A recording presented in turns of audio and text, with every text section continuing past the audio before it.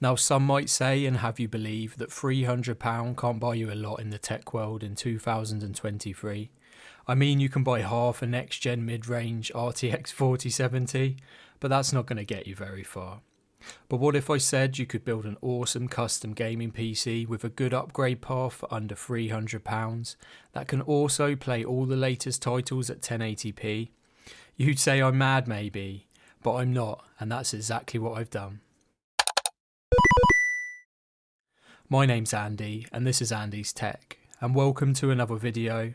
Now, it's been a while since we've put together a proper budget gaming PC here on the channel, and I think you're going to love this one today.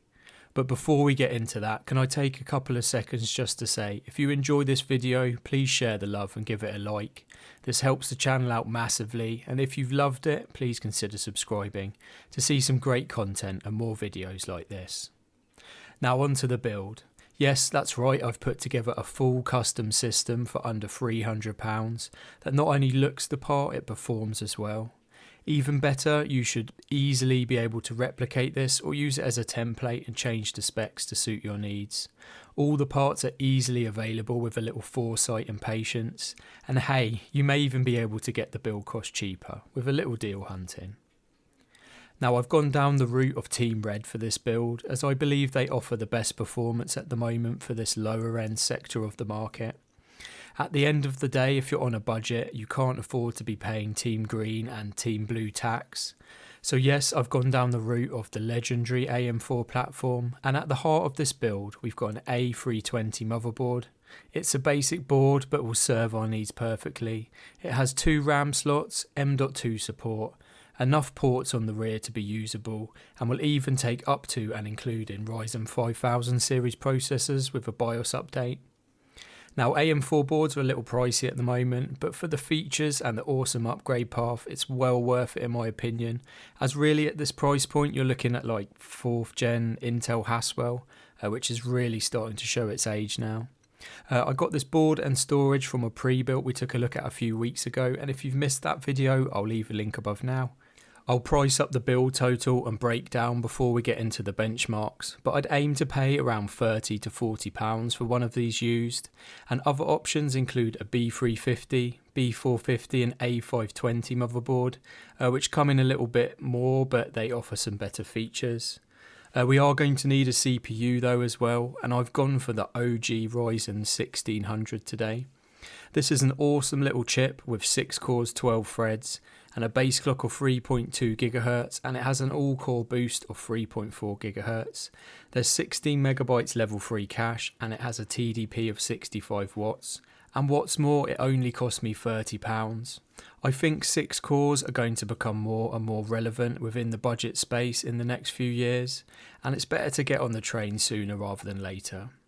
I've gone for the 1600 today to show the performance of the lowest performing 6-core Ryzen, with some slightly better options around the £30 to £50 mark, like the Ryzen 2600, 2600X, 1600AF, and I've even seen a few 3000 series chips going for just over the £50 mark, so bear this in mind if you're looking to replicate this system.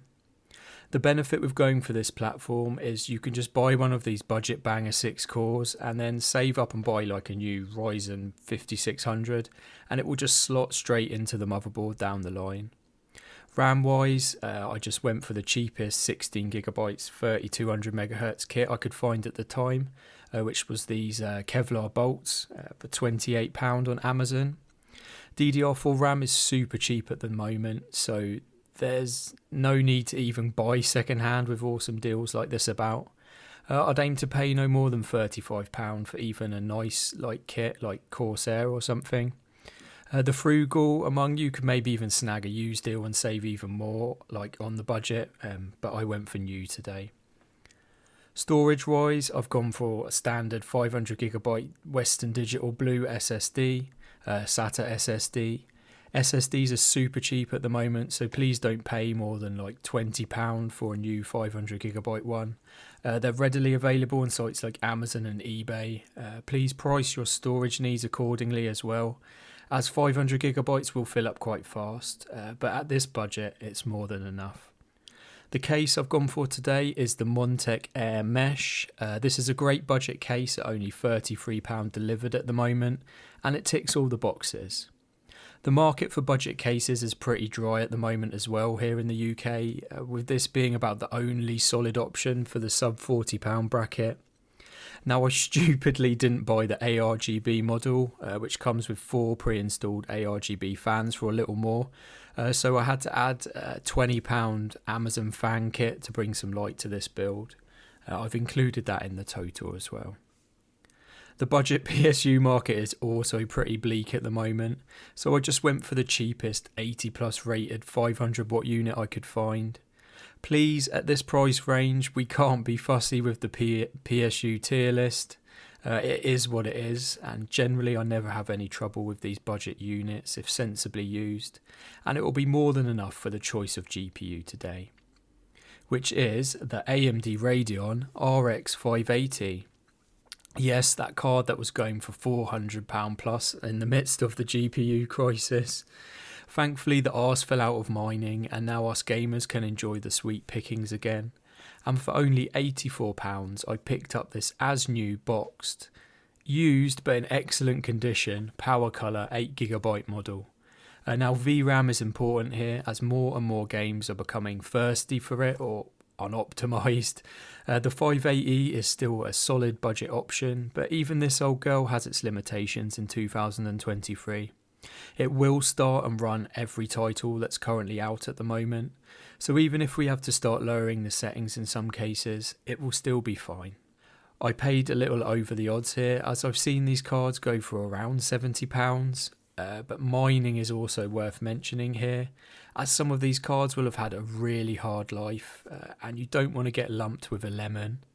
Please always check the card's provenance and don't be afraid to ask the seller questions and proof of its condition. Other options around this price range would be the RX 570 and RX 590 8GB, and for Team Green you could go with a GTX 1060 6GB, GTX 1660 or GTX 1070 8GB. They're also good options for around the £100–120 mark. So as I like to say here on the channel, that's all the ingredients for our budget gaming PC recipe, but what's the total?